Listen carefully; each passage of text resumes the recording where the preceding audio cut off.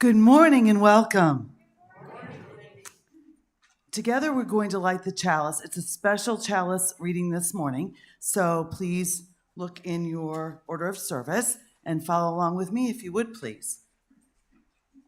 With this chalice, may we kindle the flame of our intention, not too fiery or wild, spreading without cause or care, not too dim or fading, unfocused and ineffective, but like a cheerful cookware in a cozy hearth, like a comforting candle, flickering yet steady. May our intention be befriended, directed, and sustained for the betterment of all humankind. And as the chalice is lit, may we begin to calm our spirits and calm our souls and begin to pull ourselves inside that we might be able to respect each other here in this place, find sacred space here in this place, and continue to draw ourselves into this spot where we might find safety. Take time now, if you would, to just be quiet within yourselves.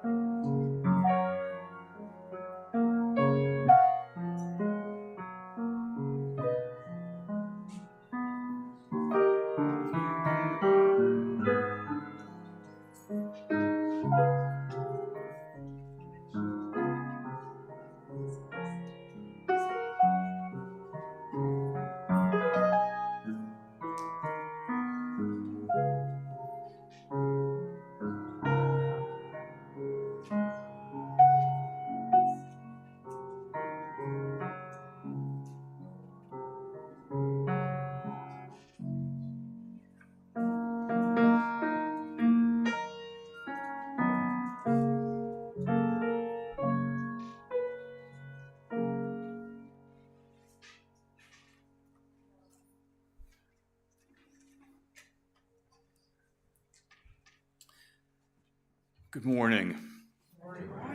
And welcome. My name is Charlie Tyler. I'm the pastoral minister here at the Unitarian Universalist Congregation of the Low Country. And it is good to have you here in our presence. Thank you for taking time out of your day and taking time to be with us today. Would ask that we might be able to draw ourselves together. Hear these words, if I might offer them to you.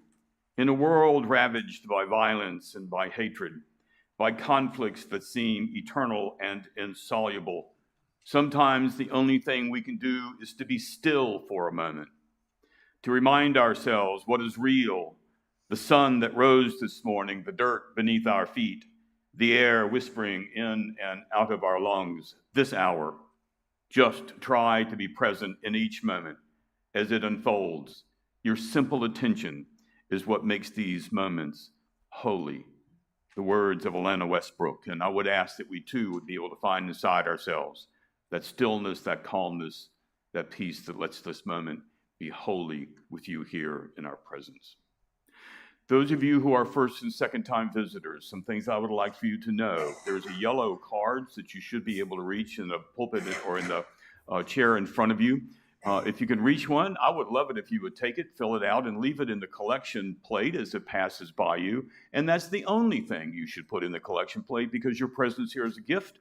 You will not be expected to leave any financial responsibilities behind. So if you would please, that would be great. And the other thing I'd like to ask you to do is, if this is your first or second time, I would love for you to be able to stand and introduce yourself to us, that we might be able to know where you're from. And on my far right, your left, is there any first or second time visitors over here? And in the center section, first or second time visitors? And on my far left, your right, any first? Yes, if you would please. I'm Claire Velez. I'm from here. Welcome. Good to have you here. I'm Eileen Barnes. I'm also from here. Welcome. How convenient. We're here most every Sundays, just so you know. And for those of you that managed to get through the time change, you all get extra stars here. I just want you to know that. I've made special arrangements, so thank you. Thank you for that. A number of announcements that I want to bring to your attention, if I can, please. The new Peace Games are starting, and if you're interested in finding out more about that, Diane Villari is available. Diane, are you in the room today? Thank you. I keep losing you. She will be out in the lobby during coffee break. Talk to her if you'd like more information on that. We still need nursery attendants, and so if you're interested, please let us know. And the pledge kickoff drive is getting ready to start here. Saturday, March 14th, between 4 and 6 o'clock, there'll be a cocktail party here, a little bit different from normal. And so we're pushing forward a theme about sparkle and bling. So we're going to want you to look deep inside your old outfits for sparkle and bling, and to bring them and wear them and be a part of this as we begin our pledge drive. And to mark that, I'm going to have placed on the pulpit these sacred, sparkly, artificial peacock feathers that will be up here during our time, to remind all of you, for your sparkle and bling, that you might be here part of our pledge drive, and that might even be able. And so Kathleen also has some sparkle and bling going on over there. So take time. Some of the announcements is also in your bulletin if you need that. The times, it's $10 that we gather, and we're going to have a good time, but we're also having a vision for our future. Part of our pledge drive is, what kind of vision do we have? What kind of future do we have? And so we want one that's going to be shiny and sparkly, and so that's where our theme is, and we want you to be a part of that too. Small group dining membership committee will be contacting you about those small group dinings, and the social justice committee would like you to know. Kathy Zeiser, where are you? Thank you. I need you to be taller. Thank you, Kathy. I know that Kathy is set up in a corner of the lobby to meet with her about the social justice corner after services, with updates on pending South Carolina legislation. And so see that lady there with the green scarf on, and she'll make sure you get where you need to go and know what you need to know. The cookbooks are still available if you're interested. They're $20 a piece. They're all low fat. They're all high fiber. You should get one. And you'll also see in your bulletin that Music on Malthus is coming up later on at the end of the month. Take note of that and be here to be a part of that. That's always fabulous. And as we bring these announcements to a close, I want to remind us that the Native American tribes who were the original stewards of the land around Malthus were the Kusavu, the Escamanku, and the Yamasee, and we are grateful that they have taken care of this land that we now occupy with an understanding of our responsibility to our Native Americans as well, too. I believe that's all the announcements I need to make here at the moment.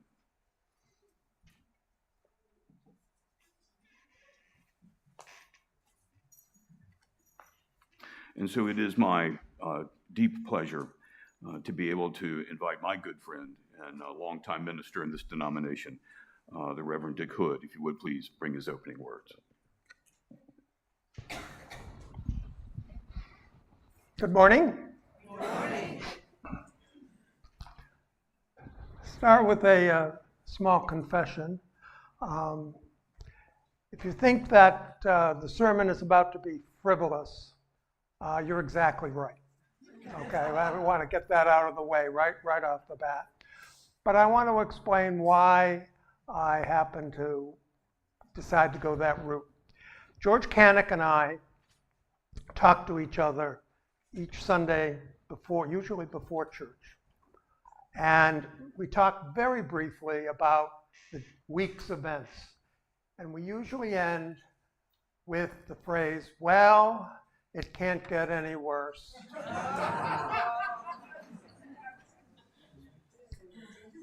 It gets a lot worse. And I felt the need to just maybe do something different. So I am having a sermon based around the word of the day. And the word of the day is Brian. No, that's not the word of the day. There we go. Respite. Respite. Respite. I'm going to give you the dictionary definition. It is a short period of rest or relief from something difficult or unpleasant. Wow, makes me feel better just hearing the definition. And I think that that's perhaps a need. It's certainly a need for me personally, and I think it's perhaps a need for you. So you are not going to hear about certain things this Sunday, from me anyway. You're not going to hear about war, injustice, incompetence. There'll be no talk of violence. There'll be no talk of retribution. Rather, I'd like to share with you my version of an Old Testament reading. Everybody's probably familiar with the reading from Ecclesiastes, that to everything there is a season and a time to be for every purpose under heaven. I did a little research on that, interestingly enough. Legend has it that it was written, this section was written by Moses in approximately 850 BC. However, as is usually the case, scholars get into it and they determined that it's really very young. Was only written in 150 BC, which I think is pretty darn old, actually, to have made it. And if you're not familiar with it in terms of the Old Testament, I would remind us older people that in 1969, the Byrds sang it. Thank you. I see the older people in the congregation shaking their head, yes, and other people looking at me like, who the hell are the Byrds? But in any event, it was a vocal group, and that song actually went to #1 in the charts in 1969, which was a good year. It's the year I got married. So I have my modern day version of that reading or that section of the Old Testament, as a reminder of what I'm trying to do today. For everything, there is a season, a time to be born, a time to die. But for these few minutes, it's a time to put away outside concerns, time to look inward, time to relax, a time to chuckle. Maybe even if I do my job, maybe it's even a time to laugh. It's maybe a small time for reflection, but of course, we can't forget, it's a time for refreshments. Our opening hymn this morning is hymn number 6. I ask you to stand if you're willing and able.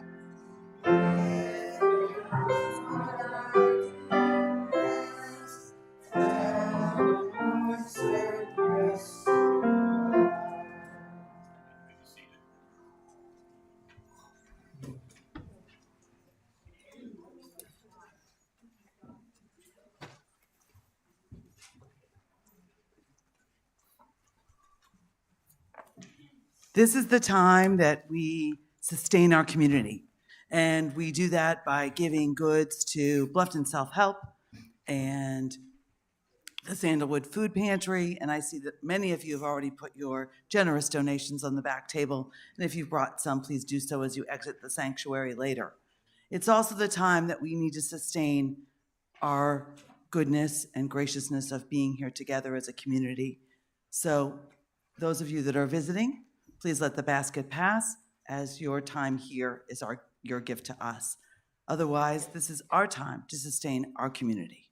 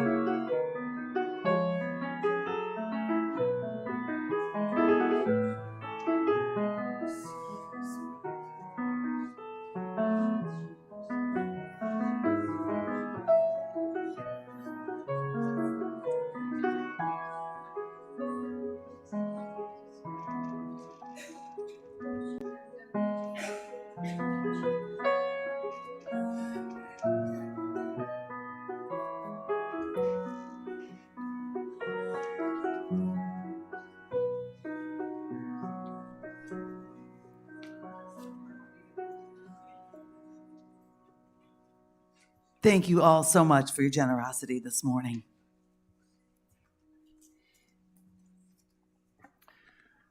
This is the time when we gather together to share our joys and our sorrows. When we go through this process, one of the things that you will be asked to do, if you're willing, is to pick up a small stone.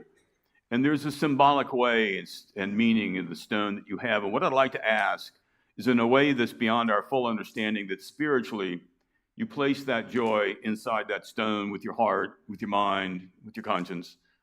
And if there is a joy, that you place that joy inside that stone with your heart and with your mind and with your conscience. And when you put that stone back into the cauldron where all the stones are together, in a symbolic way, in a way that's beyond our understanding, so we gather all of those together, because together we are better than we are apart, I think. Thank you, Carly.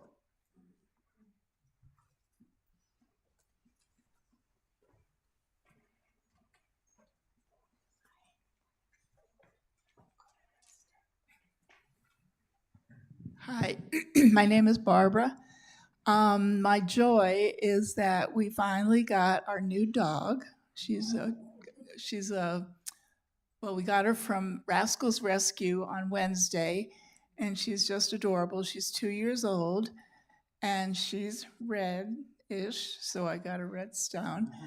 And she obviously was well cared for in the past and very well trained, except she likes to jump on people, so we'll work on that. But we're actually thrilled, and she gives me much respite from what's going on in the world every day. So I thank her for that. It's wonderful to feel joy. We think part of her is Australian Shepherd, and then we're not sure what the other parts are, except adorable. So she's very sweet.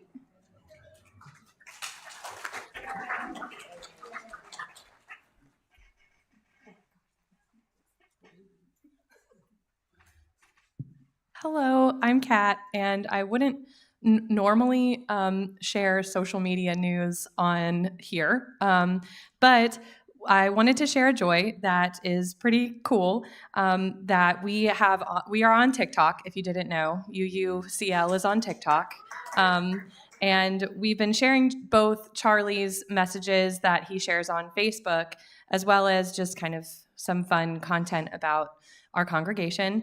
And one of those videos has gotten almost 50,000 views, which is a pretty big deal. But what I think is actually a bigger deal is actually the comment section, which can go either way on social media. And the comment section of this particular post is so encouraging and just lovely. There are people who are saying, I have church religious trauma, but this looks like the church for me, asking questions, saying I have a UU church in my community, and maybe this video has spoke to me, maybe I'll go. I mean, it's just so lovely, and people sharing their experiences. It's just a lovely comment section, which is not always the case on social media. So I just wanted to share that joy, and also follow us on TikTok at UU Low Country. Charlie's messages are also getting thousands of views every time that we post, and people saying, I needed to hear this, or this is a lovely message. It's just a really beautiful place, which is rare on social media. So yeah. Also, that's not me. It's really Charlie. I've just posted the video, so go Charlie. He's our TikTok star. Hang on just a second. So what Kat didn't tell you was that what got 50,000 likes was the squirrel video last Sunday when the squirrels were visiting the kids in the Sunday school room. Charlie, squirrels. Look, a squirrel. I'm sorry, Linda. Go Charlie. My name is Linda, and I have a concern for my good friend who is going through a difficult time right now with memory issues and other things. And we spoke this morning briefly, and I just decided that I had to throw this out to you because she is in need of some people in the congregation, perhaps if you live in Sun City particularly, where Diana lives. If you don't know Diana, she's the shining star over here with the golden hair and the beautiful clothes and a sweetheart. She needs some help getting to her doctor's appointments. So I volunteered to do that for her this morning, and in between taking my husband to his doctor's appointments. But I think we can all find a little time in our schedules to just help her out. Give her a call, maybe ask if she has a need when you can. Okay, Diana.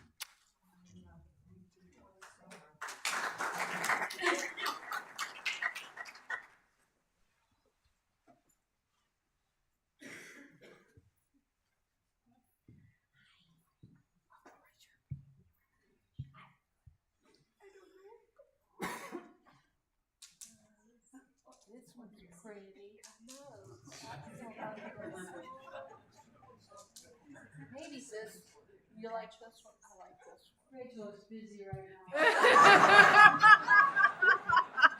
now. Step off, Ellen. This is my joy time. Hi, everyone. And yes, my name is Rachel. I have a joy.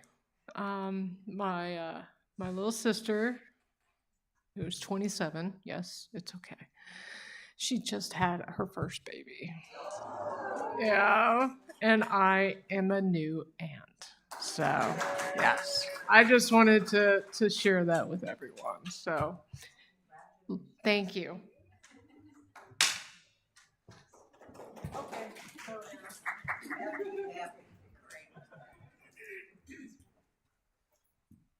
I'm Ellen, and for all of you who have just recently gone to the celebration of life for my husband David, thank you for coming. And also, if you haven't, it's still live streamed. You can see it. What a wonderful day that was. What a weird thing to say, right? What a wonderful day that was. And I told people it's not a memorial service. It's not a funeral. It is a celebration of life. So get your joy on. And they did. And I just think it was a wonderful send-off for him. And the thing that I'm learning is that there are way more kind people than not.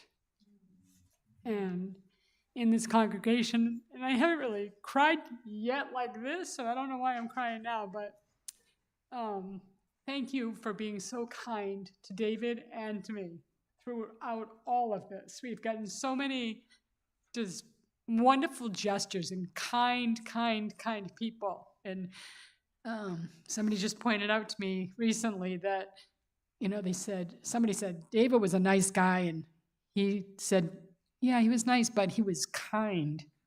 And that's different. So thank you for all the support. Thank you.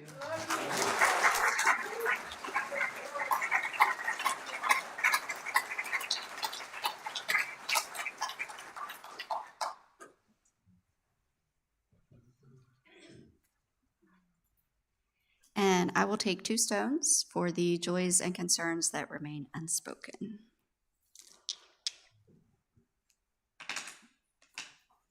And I will take 1 stone in recognition of children and families who've been affected by gun violence.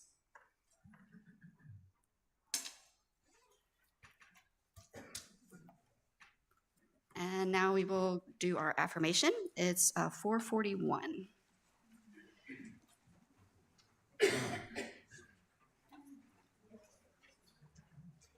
And this is a responsive reading. So I will read the plain text, and the congregation will read the text in italics. To worship. To worship is to stand in awe under a heaven of stars, before a flower, a leaf in sunlight, or a grain of sand. To worship is to be silent, receptive, before a tree astir with the wind, or the passing shadow of a cloud. To worship is to work with dedication and with skill. It is to pause from work and listen to a strain of music. To worship is to sing with the singing beauty of the earth. It is to listen through a storm to the still, small voice within. Worship is a loneliness seeking communion. It is a thirsty land crying out for rain. Worship is kindred fire within our hearts. It moves through deeds of kindness and through acts of love. Worship is the mystery within us, reaching out to the mystery beyond.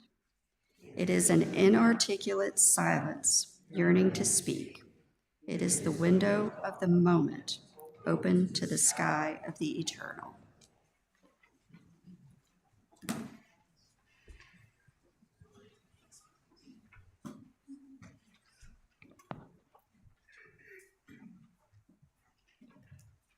So we're in respite, which poses a little dilemma because I can't talk about sin, violence, indiscretion, bad judgment, none of those things. They're all off limits today. So fortunately, I do have an out. One of the things I've done ever since I've started coming here, which is now a number of years, I keep a little file about questions that you ask me as a minister or just as a guy in the congregation, one or the other. I want to share with you a few of those this morning. None of them are very serious. I hope you find, once again, a time of peace and a time of respite. I even have them on index cards over the years. Someone asked, why do you have this place such a long name?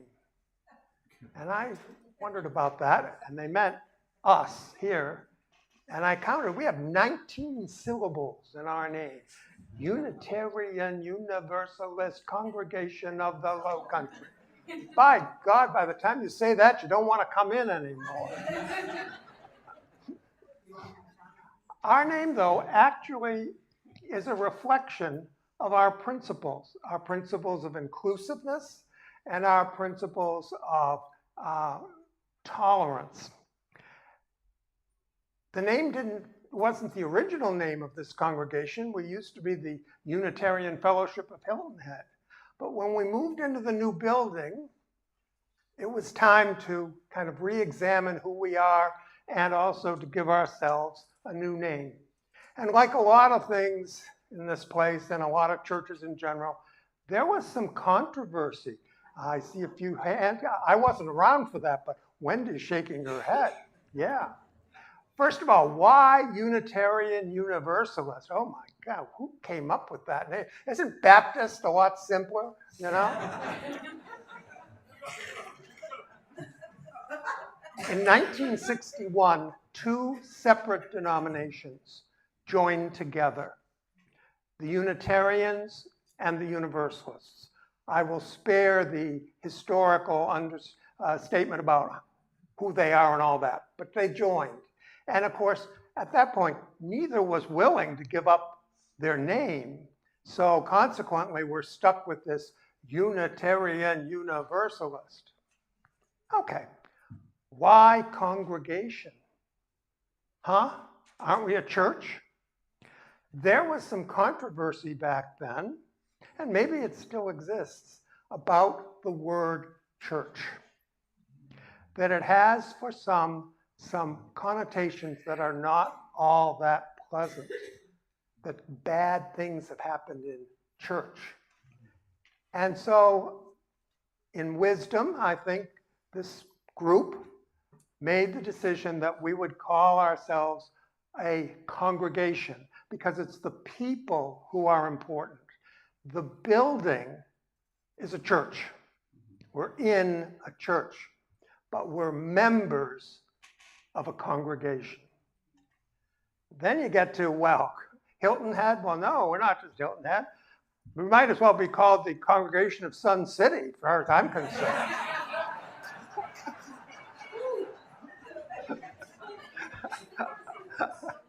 And in the wisdom back then, and it was a good compromise, they came up with the name the Low Country, which is part of where we live. So That's the answer to that. That's a long answer to a short question. Why do we call ourselves what we call ourselves? So consequently, of course, no human can say all that, so we're just UUCL. Trouble is, if you go online and search UUCL, it takes you to the Unitarian Universalist Church of Clearwater, Florida. So you can't do that. Somebody asked me one time, what brand of coffee do we use? There is an important question.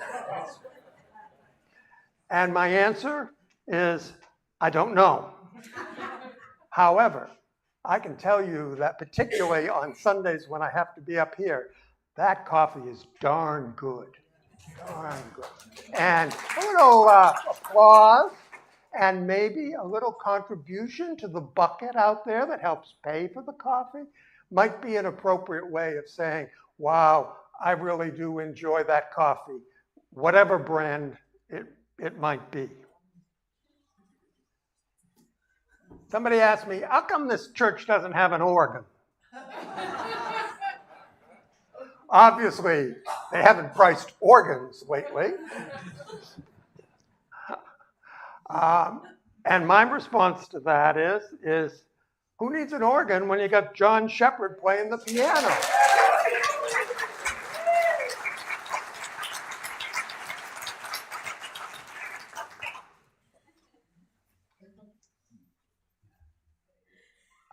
An attempt at a joke.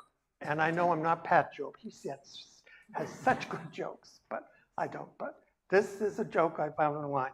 A visitor to a Unitarian Universalist church sat through a sermon with the growing incredulity at the heretical ideas being spouted.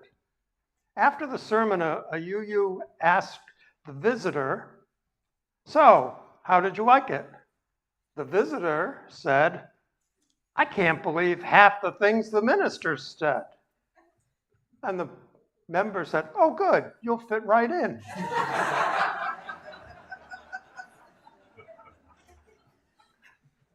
Someone actually asked me why I don't wear a robe.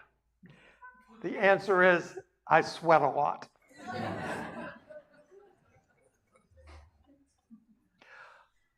This is not exactly a question, but it certainly is a comment that I get, and this is actually two comments.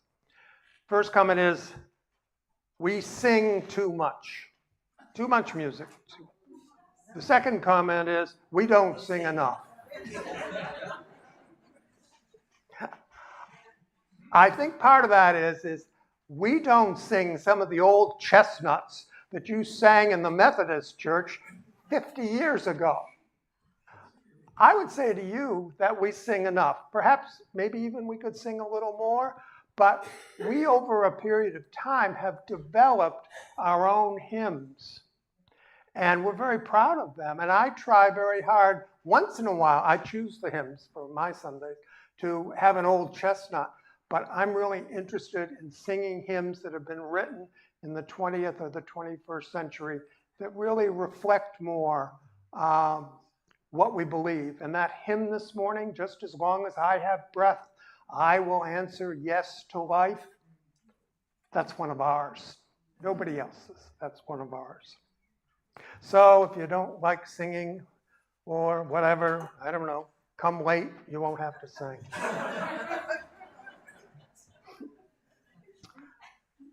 Why did you become a minister? That requires me to have a drink of water.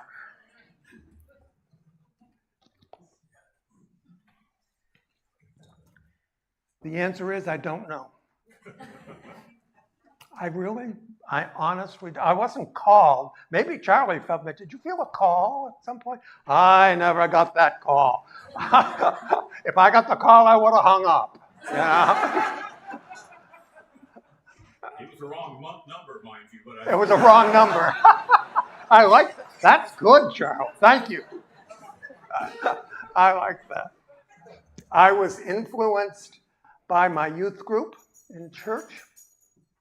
I was very active, not just locally. Where's Kathy? Kathy Burmeister's not here today. Oh, well, she's my fellow youth group, Unitarian Universalist youth group member. So that was, Ellen, I'm sorry, I forgot you back there. See, you sit in the back. I have a hard time seeing that far away. So yes, so the youth group was important to me. That was important. I think that the minister that I had growing up was an influence. I can tell you, interestingly enough, what was not an influence was my parents. Neither of my parents were churchgoers. Christmas maybe Easter on a good year, but they didn't go to church. It was my grandmother who came when I was a child and picked me up and brought me to church. There is a moral to that. Grandmothers of the world, you have more influence than you think you do.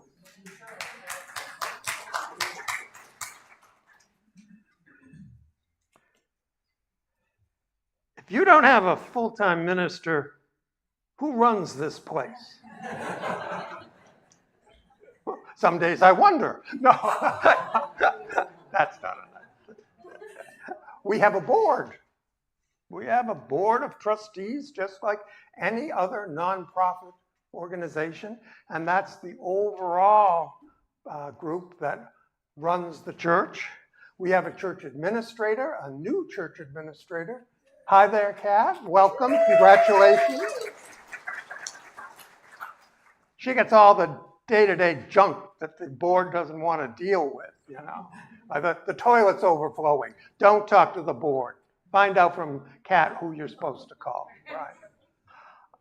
I would say to you, though, in a little bit more seriousness, that in this particular congregation, certainly in more than any other congregation I've ever been affiliated with, there is a strong, strong group of lay people. And I said that term once, and somebody looked at me and said, huh? Like it was dirty. Now, lay people simply means you're not clergy. That's all. There's no other meaning intended. But you know, whatever. This church is blessed with a tremendous group of people who handle the day-to-day affairs of this congregation. Some of them are visible. Many of them are not visible. Many of them you don't see doing what they do to keep this congregation alive and to keep this congregation growing. But if you happen to see one of them, you might want to say, gee, I really appreciate what you're doing. Or, gee, thanks a lot for helping us out. Because there are a lot of those people, and there are people doing things that you don't even know about to help this place. I like this place, but I miss the ritual of my old church. How come you don't have any ritual? Well, first of all, a lot of you are here because you're reacting against the ritual of the old church that you were in. Not all, but many. I would say to you that if you stop and think about it, we do have ritual in this church. Congregation, pardon me. Trying to say the right term here. We do have ritual. We have annual events. The Flower Communion will be coming up again in May. We have a water communion to welcome people back in the fall. And we really have elements every single week that, if you think about it, are ritual. Joys and concerns. You won't find joys and concerns in too many other places. You might find prayer requests, which is kind of maybe is the mother or father of joys and concerns. I'm not really sure. But that's a ritual. The use of the stone, the saying of an affirmation. I love today's affirmation about finding stillness and using stillness to ease our soul. And I usually find in those affirmations a certain amount of truth. And what I kind of like, because I've been lifelong UU, is some of the times I look at the affirmation and say, yeah, I know that guy or that lady who wrote the affirmation. I did not know Jacob Trapp, although I've certainly heard of him. He did today's. How long does it take you to write a sermon? That's hard to say because I don't sit down and write. I do things in segments because I guess I have a very short attention span. So I will write a little bit and then I'll go away and I might spend the whole day away and then go back in a little bit. So that's perhaps a different approach than a novelist who sits down and writes a certain number of words. But I would say probably on the average, I spend about 8 or 10 to 10 hours a week on the sermon. Not today, because I got all these cards that I've been saving for all these years. But it's an art form. And it's a particularly unique art form because it's not reproducible. You only get it once, and if you don't get it right the first time, you don't get it. I will say that this congregation is really blessed with what I think, and if this sounds self-serving, I apologize, but you really are, folks, blessed with very good preaching and very good what comes from this pulpit, not only from the regular old white guys, well, Clint's not that old, but the rest of them, but from people who come and do come just once or twice. It's not always that way. In most churches, Christian churches anyway, the minister preaches it not every Sunday, usually 3 Sundays out of 4. I don't know where they ever get all those ideas. I would be stale very quickly. I've never been in a situation where I've preached more than twice a month. But you are really blessed, I think, in that department, even if to some degree maybe you take it for granted, which is okay. You can take all of us for granted as long as the checks don't bounce. Finally, we're going to sing a hymn, and we're only going to sing the 4th verse. And the 4th verse ends, yes, you can look it up. It's, what's the hymn number? I don't have it.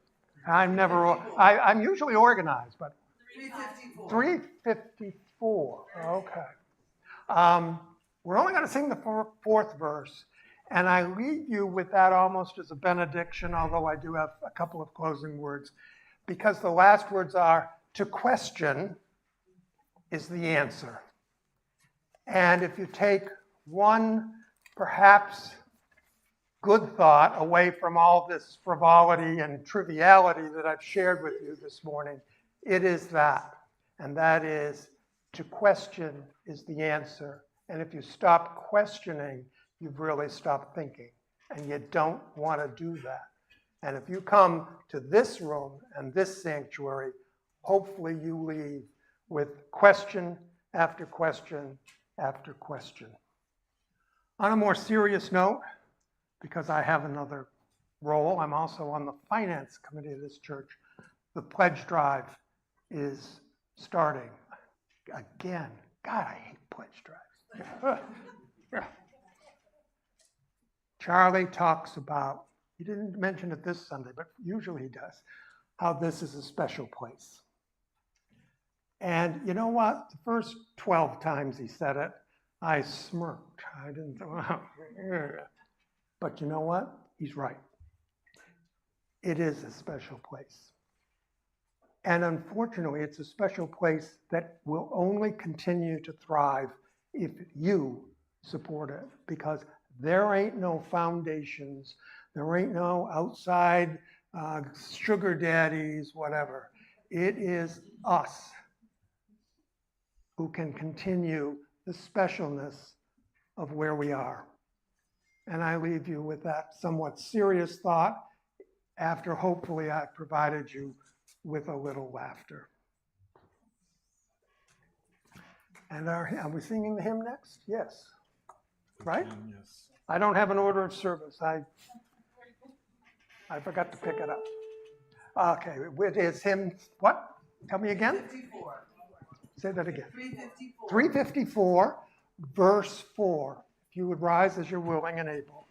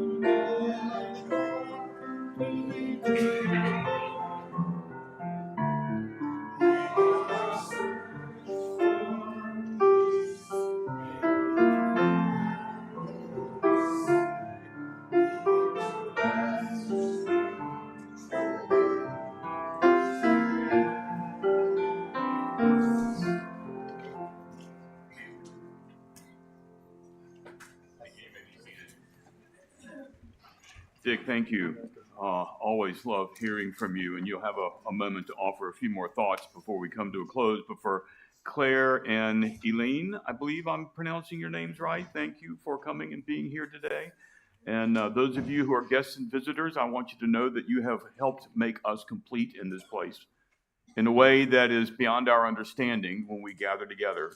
That's a part of what happens, whether you've been a longtime member here for decades or whether this is the first time to those doors. You have completed us, and so we are more because of you. Thank you for being here. I want to remind you of our talk back. Those of you that are unfamiliar with it, we will gather back here at about a quarter after the sacred coffee time, 11:15 or so, and we'll be back in here and talk about some of the things that Dick had to share, some questions that you may have come up with that he has all the answers for, and you will have a chance to have them resolved for you. And then we'll just fellowship together. Those of you who are not part of this fellowship, have not been here before, you should know that it is during talkback that I believe we see who we really are together. I hope that you can stay. Dick, if you would please, your final remarks.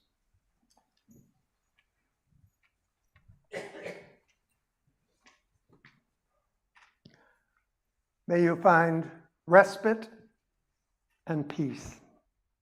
Peace from the comforts of your home. Peace from the warmth of friends and loved ones. Peace from your religious community. Peace from the arts you admire. And finally, the peace that comes with the assurance that there are those in your life who care and those in your life who you can trust. May you find peace.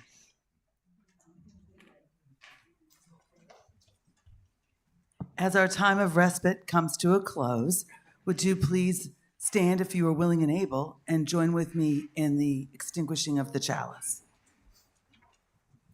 While we extinguish this flame, we continue to carry in our hearts the light of truth, the warmth of community, and the fire of commitment until we are together again. Amen.